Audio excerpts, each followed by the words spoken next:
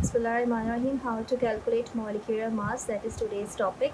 तो सबसे पहले तो आपको बताती चलूँ कि मॉलिक्यूलर मास क्या चीज़ होती है। एक्चुअल में होता क्या है कि जब आप तमाम सिंगल जो एटॉमिक मासेस होते हैं किसी भी मॉलिक्यूल के, उनको सम अप करते हैं तो उसे आप कहते हैं कि मॉलिक्यूलर मास है। यानी it means the sum up of all atomic masses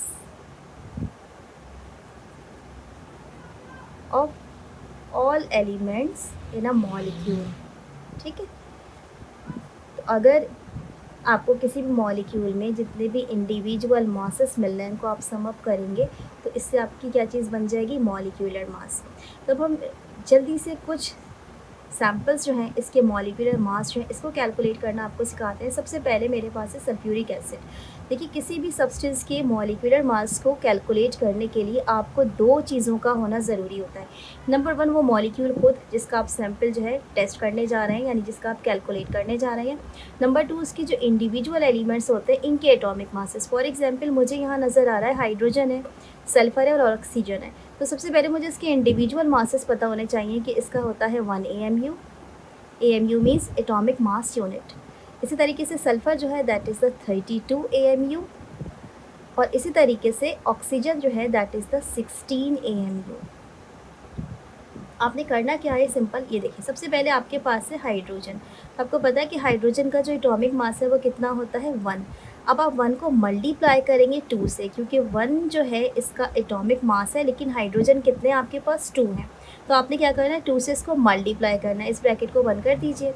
अब आपने एक प्लस का साइन लगाना है। सल्फ़र देखिए, सल्फ़र का एटॉमिक मास होता है 32। इसे आप लिख लें, क्योंकि सल्फ़र एक ही है, इसके साथ कोई और एलिमेंट अटैच नहीं है, यानी 2 या 3 कुछ भी नंबर मेंशन नहीं है, तो सिर्फ 32 ऐसा ही लिखा जाएगा। इसके बाद वंस अगेन आप दोबारा एक प्लस का साइन लगाएंगे। अब आप देखेंगे ऑक्सीजन, इसका कितना है 16, मगर ये ऑक्सीजन कितने होते हैं, ये यहाँ पर 4। तो अब इसे 4 से मल्टीप्लाई करें। सेकेंड जो स्टेप होगा वो क्या होगा कि जो छोटी ब्रैकेट्स हैं आप इसको सॉल्व कर लेंगे। यानी आपने क्या करना है, 2 को आप मल्टीप्लाई करेंगे 1 से, तो आपके पास जाहिर सी बात है कि आंसर आ जाएगा 2 आ जाएगा। प्लस 32 तो एज इट इज़ रहेगा, लेकिन अगर आप 16 को 4 से मल्टीप्लाई करेंगे तो ये आंसर आ जाएगा आपके पास 64। नेक्स्ट स्टेप में आपने क्या करना है, तमाम चीज़ों को ऐड कर लेना है, यानी कि 64 प्लस 32 प्लस 2, इन तमाम चीज़ों को ऐड करने पर आपका जो आंसर आ रहा है वो आएगा 98 AMU। That is your molecular mass of sulphuric acid. अच्छा, लेट सपोज कोई आपसे कहे कि 2 सल्फ्यूरिक एसिड के लिए आपको जो है मॉलिक्यूलर मास कैलकुलेट करना है। लेट सपोज ये यही क्वेश्चन आपसे पूछ रहा है 2 सल्फ्यूरिक एसिड्स के लिए। तो अब आपने क्या करना है, सल्फ्यूरिक एसिड के एक मॉलिक्यूल के लिए निकाल लेना है, और एक मॉलिक्यूल को निकालने के बाद जैसे कि आपने 98 निकाल लिया, तो आप जस्ट क्या करेंगे, 2 को मल्टीप्लाई कर दीजिएगा 98 से। इस तरीके से आपके पास 2 मॉलिक्यूल जो सल्फ्यूरिक एसिड है इसके लिए निकल आएगा। लेट सपोज यहाँ पर ये फिगर जो है ये 196 आ रही है कैलकुलेट करने के बाद। अगर यहाँ पर 3 होगा तो आप यहाँ पे 3 लगा दें, 4 होगा तो 4 लगा दें। तो इस तरह जितने भी आपके पास सल्फ्यूरिक एसिड के मॉलिक्यूल्स होंगे, जितने भी नंबर होंगे, उसको आप कैलकुलेट कर सकते हैं। सबसे पहले सिंपल मॉलिक्यूल का कीजिए, फिर जितने नंबर ऑफ मॉलिक्यूल्स इसने आपसे पूछे उससे मल्टीप्लाई कर लीजिए। ये आसान तरीका होता है। सेकंड सैम्पल, मेरे पास एक बेस है, ये बेस है मेरे पास सोडियम हाइड्रोक्साइड। तो जैसा कि मैंने आपको रूल बताया कि सबसे पहले जो इंडिविजुअल एलिमेंट्स होते हैं इनका मास आपके पास होना चाहिए। यहाँ पे सोडियम जो है इसका है 23 AMU। ठीक है, ऑक्सीजन जो है इसका होता है 16 AMU, और हाइड्रोजन जो है इसका होता है आपके पास 1 AMU। ठीक है, ये बहुत आसान सी कैलकुलेशन है क्योंकि इसमें तमाम चीज़ें एक एक ही हैं। तो आपने जस्ट क्या करना है, 23 करना है, प्लस आपने 1 करना है, सॉरी 16 करना है, प्लस आपने फिर 1 करना है। ठीक है, लाइन से लिखना है, सोडियम का 23, ऑक्सीजन का 16 एंड इसका जो है वो 1 है। तो इन तमाम चीज़ों को जब आप ऐड करेंगे तो ऐड करने के बाद आपके पास जो आंसर आएगा दैट इज़ द 40 AMU। ठीक है, ये आपके पास आंसर आ जाएगा किसके लिए, सोडियम हाइड्रोक्साइड के लिए।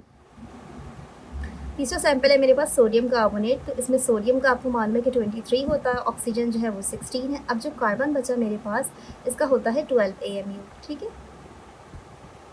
तो आपने करना क्या है कि सबसे पहले सोडियम को लगाना है। सोडियम होता है आपके पास 23 मल्टीप्लाई बाई 2।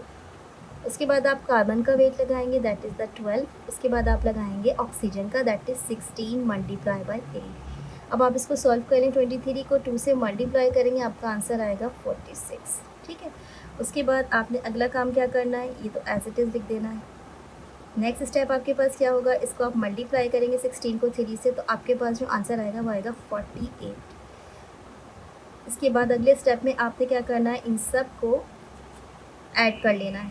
ऐड करने पर आपके पास जो आंसर आएगा फाइनल, दैट इज़ 106 AMU। ठीक है, ये वो बेसिक कंपोनेंट्स हैं जो तकरीबन आपको अक्सर न्यूमेरिकल्स में मिलते हैं, तो इसीलिए मैं इन्हीं को लेकर चल रही हूँ और इन्हीं के मॉलिक्यूलर मासेस आपको निकालना सिखा रही हूँ। तमाम मॉलिक्यूलर मासेस में जो यूनिट होता है वो AMU होता है। मोलर मास भी बिल्कुल मॉलिक्यूलर मास की तरह निकाला जाता है, फ़र्क सिर्फ इतना होता है कि उसमें AMU के बजाय जो यूनिट होता है वो ग्राम होता है। तो अगर कोई आपसे पूछता है कि मॉलिक्यूलर मास निकालना है, तो आपने बिल्कुल इसी तरीके से निकाल के उसका यूनिट AMU लिखना है। लेकिन अगर किसी ने आपसे कहना है कि मोलर मास निकाल लीजिए, तो तरीक़ेकार बिल्कुल एग्जैक्ट यही होगा, लेकिन आखिर में यूनिट AMU के बजाय ग्राम आ जाएगी। जैसे सोडियम कार्बोनेट का जो मोलर मास है वो होगा 106 ग्राम्स।